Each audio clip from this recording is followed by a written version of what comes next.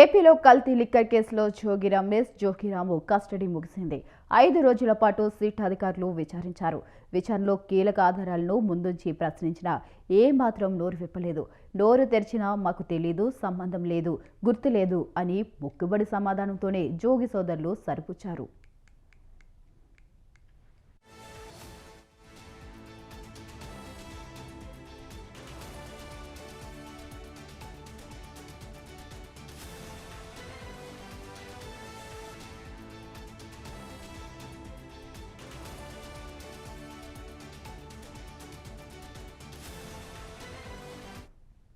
మాజీ మంత్రి జోగి రమేష్, అతని సోదరుడు రాము కస్టడీలో విచారణకు సహకరించలేదని తెలిసింది.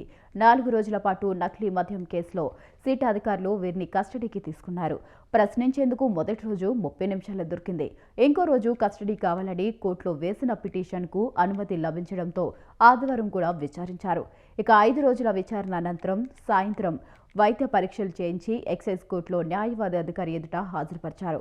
కస్టడీలో అడిగిన ప్రశ్నలు, నిందితుల సమాధానాలను పోలీసులు కోర్టులో సమర్పించారు. అనంతరం వారిని రిమాండ్కు తరలించాలని న్యాయాధికారి లెనిన్ బాబు ఆదేశించారు. దీంతో వీరిని నెల్లూరు కారాగారానికి తరలించారు.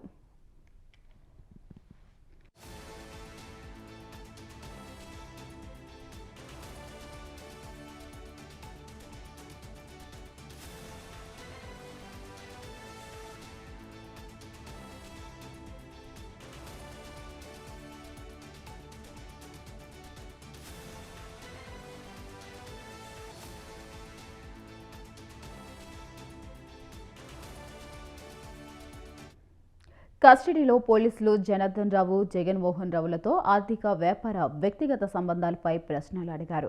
గతంలో వీరు కలుసున్న ఫోటోలను చూపించి వివరాలు అడిగిన జనార్దన్ రావు ఎవరో తెలియదని సమాధానమిచ్చారు.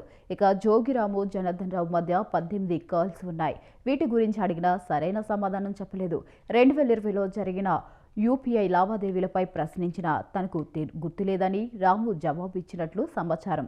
జోగి సోదరులు బ్యాంకు స్టేట్మెంట్లను వారి ముందు ఉంచి పెద్ద మొత్తంలో నగదు ఎవరు, ఎందుకు జమ చేశారని ప్రశ్నించినా తెలియదని చెప్పారు. ఇక మరి మీకు ఎందుకు ఇంత ఆదాయం వచ్చిందని అడిగినా సమాధానం లేదు.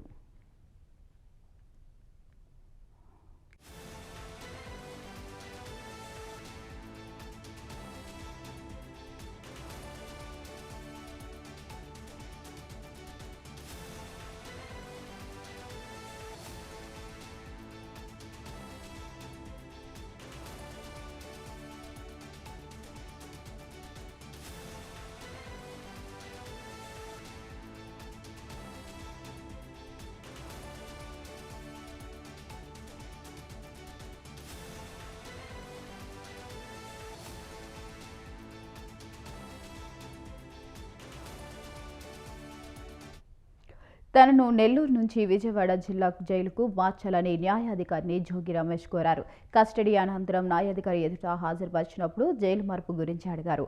దూరమైనందున బెజవాడకు మార్చాలని కోరారు. ఇక్కడ ఖాళీలు లేవని చెప్పి నెల్లూరు కారాగారానికి తరలించాలని జడ్జి ఆదేశించారు.